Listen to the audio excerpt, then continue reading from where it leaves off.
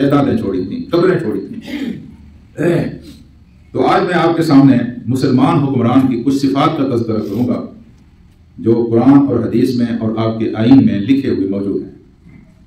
مسلمان ریاست کے لیے سب سے پہلی شرط یہ ہے کہ مسلمان ریاست کا سربراہ مسلمان ہوگا۔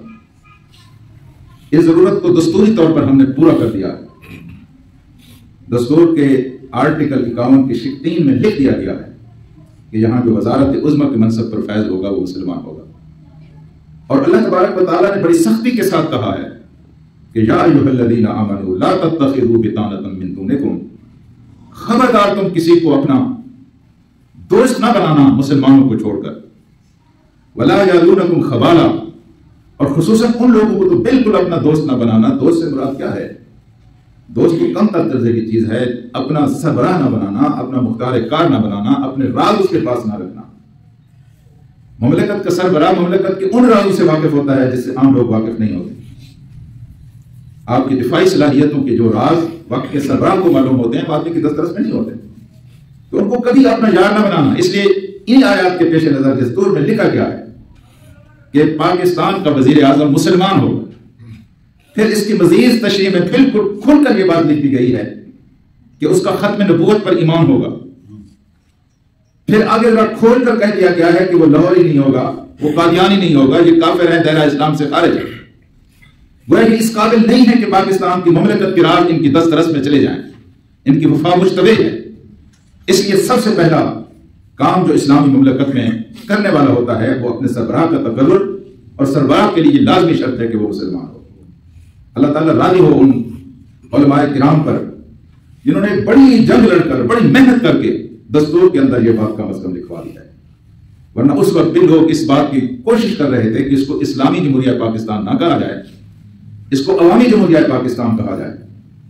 لیکن انہوں نے بہرحال دستور کے اندر دستوری طور پر ہم مسلمان ہو گئے۔ میرے عزیز دوستو، دوسری شرط میں تذکرہ کروں گا اس محدود وقت میں 8-10 چیزیں جو ہیں۔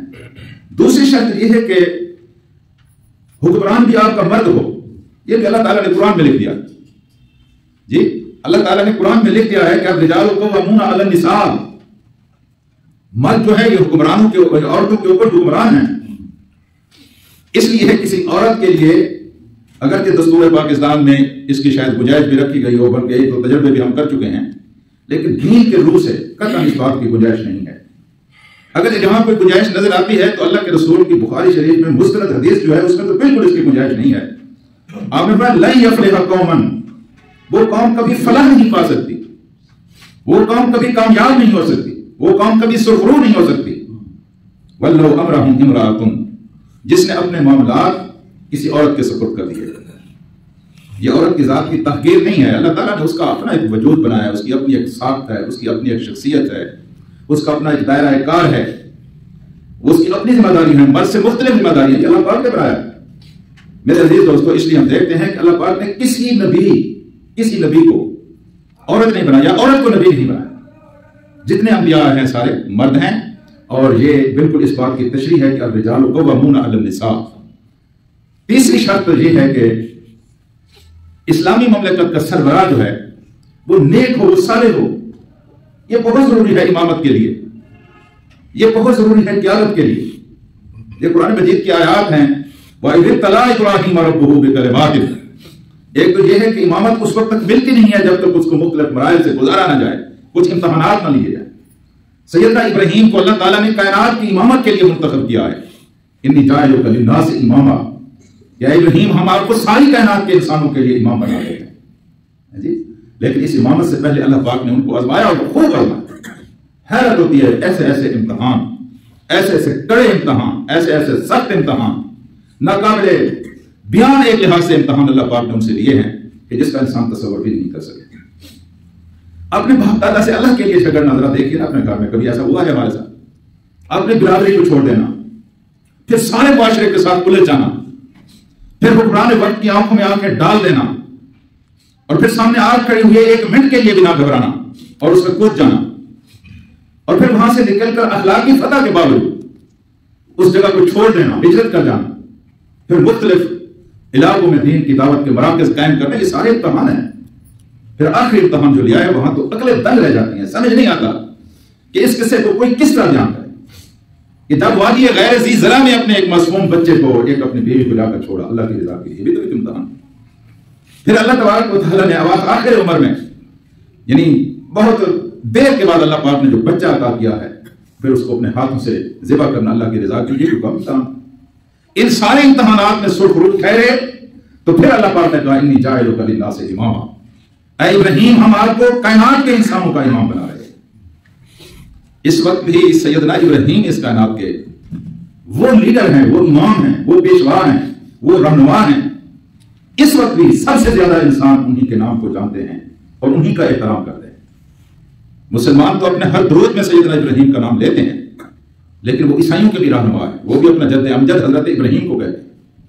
یہودیوں کے بھی وہ رہنما ہے، یہودی بھی اپنے آپ کو حضرت ابراہیم کی اولاد سے شمار کرتے ہیں۔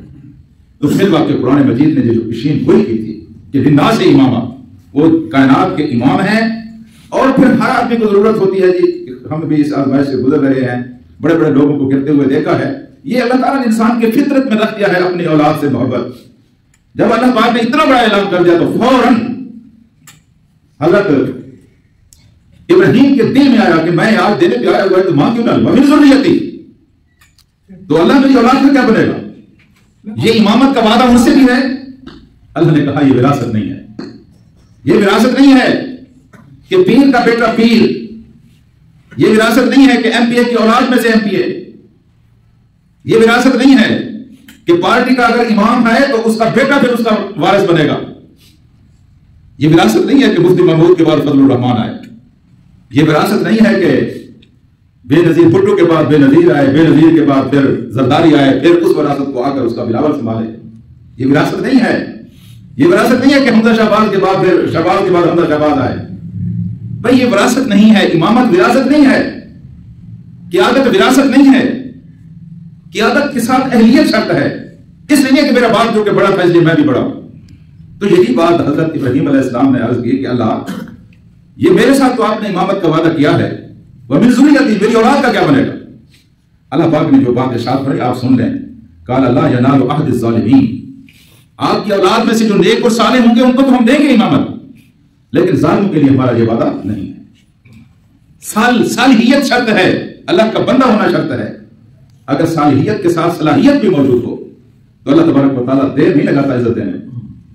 یہاں کہیں صالحیت موجود ہے، 5 وقت کی نمازیں ہیں، تہجدیں ہیں، روزے ہیں، اشراق ہے، اللہ اللہ ہے، تسبیحات میں ہے، ہر مہینے عمرہ ہے، ہر سال حج ہے، صدقات ہیں، خیرات ہیں، صلاحیت ہے، صالحیت ہے، لیکن کسی ایک مسجد کی ذمہ داری بھی اس کو دے دی، ایک سکول کی ذمہ داری، ایک شہر کی ذمہ داری دے دی جائے، وہ چلانے سے نائل ہے۔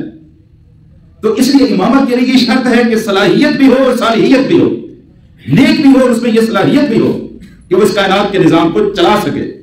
اس لیے فرمایا کہ میرا ظالموں کے ساتھ وعدہ نہیں ہے، البتہ آپ کی اولاد میں سے جو صالح ہوں گے اور یعنی اہل بھی ہوں گے تو ان کو میں یہ ضرور امامت عطا کروں گا۔ میرے عزیز دوستو، اس طرح